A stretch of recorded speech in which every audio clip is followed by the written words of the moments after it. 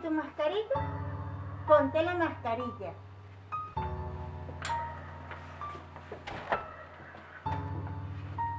Hoy en día, hasta los fantasmas tienen que llevar a máscara.